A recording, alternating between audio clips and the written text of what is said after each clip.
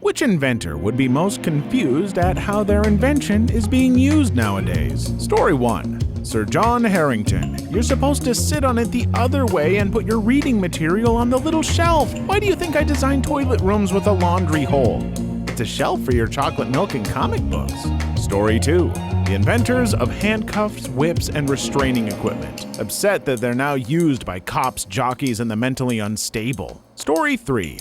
The guy who invented Listerine. It was created as a brand of floor cleaner, and now we use it to clean our teeth. The F? Or Lysol. Originally created as a douche. Now we use it to clean our floor.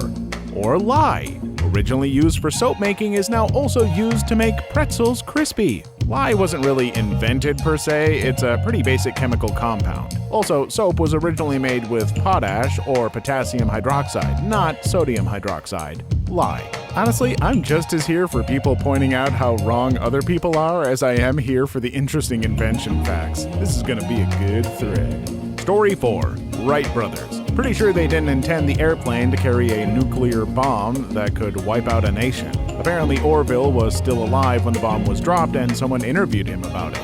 Shortly before his death in 1948 and 3 years after American B-29 superfortresses dropped atomic bombs on the Japanese cities of Hiroshima and Nagasaki, Orville Wright was asked by interview Leland D. case if he and his brother ever thought their invention would be used for bombing. The smile under Orville's gray mustache disappeared.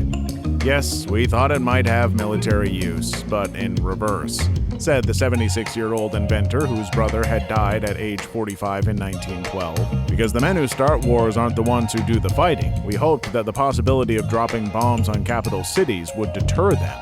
Case noted that the same idealism persuaded dynamite inventor Alfred Nobel that his explosive creation would make war so catastrophic that men would turn away from it. The day when 2 army corps will be able to destroy each other in a second, all civilized nations will recoil in horror and disband their armies, Nobel said.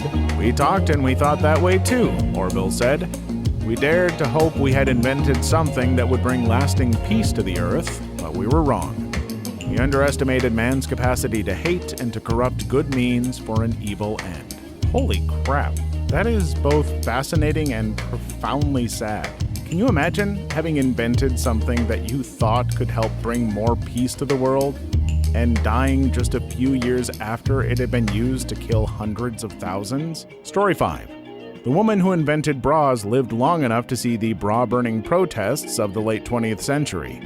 Edit. Apparently, bra burning is a bit of a cultural myth or reactionary propaganda. Thank you to the commenters who enlightened me. I hate to fall for myths and especially to spread them. See this comment for more info.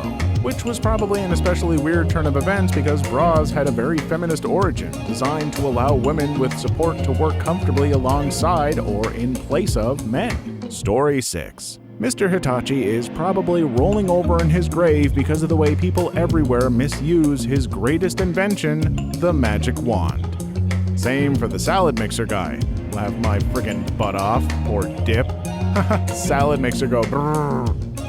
My girlfriend the other night, my neck is so tight I might actually use my wand for its intended purpose. What else does she use it for, a paperweight? These are precision instruments, in this case meant for therapeutic use only. Oh, I'm sure she uses it in a therapeutic way. She's treating her hysteria, obviously. I have a Hitachi external hard drive, and I feel dirty every time I say it. Gotta say, they have a very broad range of products. Hard drives, construction machines, escalators, muscle massagers. Story 7. The fellow who invented the chainsaw. Originally, it was invented to cut through women's pelvic bones in order to assist with very difficult deliveries. Oh, and the chain was hand-cranked. You want the C-section or the seesaw? Oh, a seesaw sounds like fun. Let's do that. This feels like it can't possibly be true, which is why I think it must be true. I really need to look up more on this because I have no doubt it will either be hilarious or terrifying. Story 8.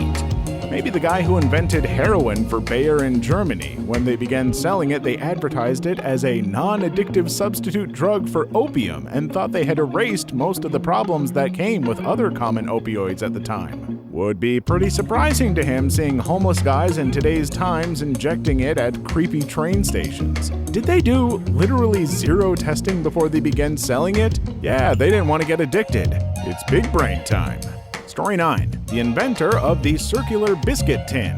Don't think he planned for grandmas to use it so much for sewing that it surprises you to find biscuits in the first place. At least people aren't using it for intercourse. This was a constant source of disappointment when I was a kid. Oh wow, someone left out a tub of butter cookies. I can eat away the sadness. No, wait, it's just mom's sewing stuff. I can poke myself with the needles, though. That helps a little. It's funny, because growing up, that was my reaction. No, where's the cookies? Now it's a default, there's the kit to patch hem my pants. Apparently, I grew up to be a grandma.